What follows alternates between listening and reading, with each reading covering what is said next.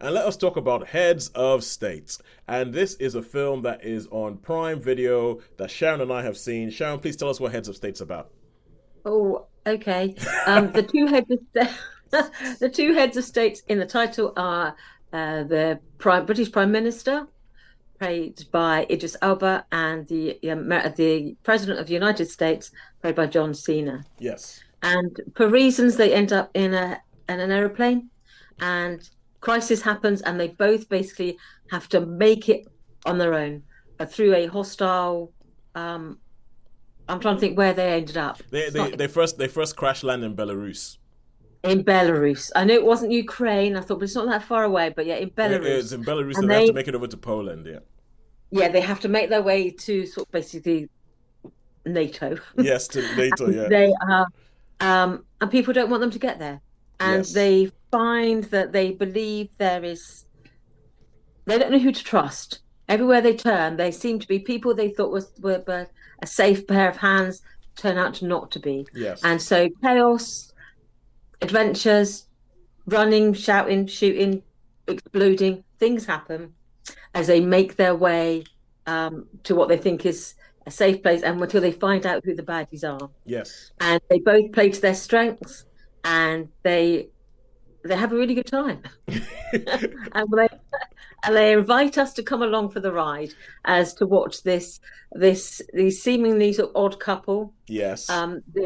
Idris being an ex-military man who's gone into politics and become prime minister and has had a bit of a drubbing in the polls, He's been there and six John Cena, years. who's an star, an actor turned president, Yep. not outside the realm of possibility, Yep. who is riding on this wave of popular support, and he still wants to sort of do his whole Arnie-esque catchphrases to appeal to his public. And Yes. so you have someone who's like regards himself as a serious politician meeting someone they regard as being a celebrity politician. Yeah. You've got this odd couple mix combined with um, them Yeah. actually being who they really are, which is all these Yeah, powerful it's actors. kind of like it's one of these things where you have this whole thing where it's like, are they going to go through this film and like work through their differences and maybe become friends by the end?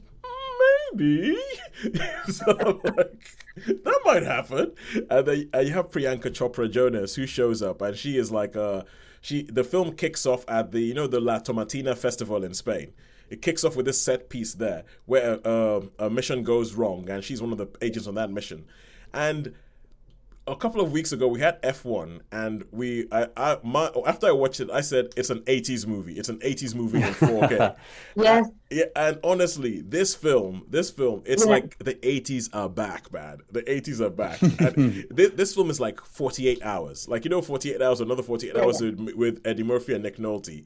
It's like that. Odd couple. Go to the whole thing. Everything going on. One of them is like all smooth talking. One of them and it's a blast. I don't know about you, Sean, but I had an absolute blast with Did this you? film. Yeah. Yeah, because I think Right. I think John Cena, right?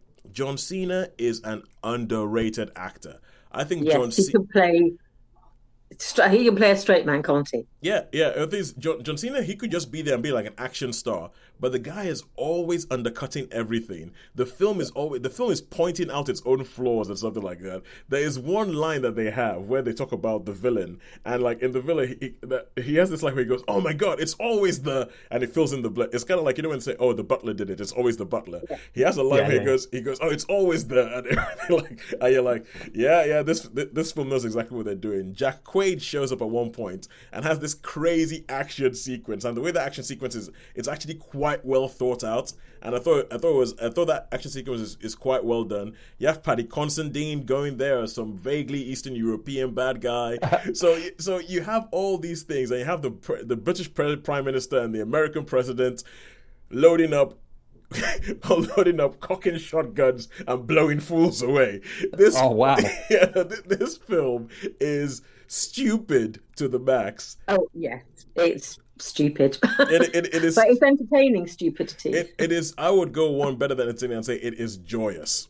This Oh it They is. have you can tell they're having a blast when they're doing it. Yeah, but it's the kind of blast where they had a blast, but they did not forget to take us along with them. Yeah, Because yeah. there's films that you Oh, watch. some films, like Ocean's 11, Ocean's 12, or Ocean's whatever, 12 get the definitely. feeling Ocean's that 12 they are definitely. loving it and they don't really care. Yeah, if we're along. like you get the feeling that they said, "Oh, we'll pay you millions of pounds to come and hang out in like by the Amalfi Coast or something like that." It's Yeah, like, yeah, okay.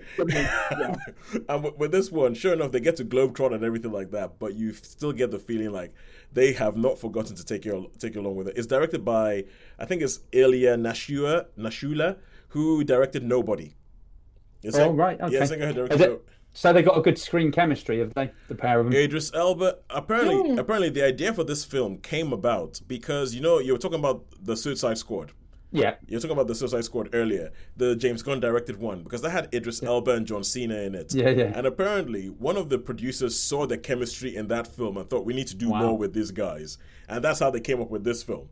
So Wow. they came up because they just wanted to have a film, essentially a big excuse for Idris Elba and John Cena to play off against each other, and they do it brilliantly. They do it brilliantly. All the cheesy moments that you would expect to happen in an 80s movie with like, oh, they're gonna with the buddy cop, blah, blah, blah, blah, blah, blah.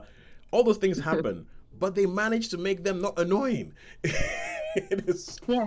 yeah, I enjoyed this film. I really, really enjoyed this film. Sharon, over to you. Yeah, no, I guess, yeah, I agree.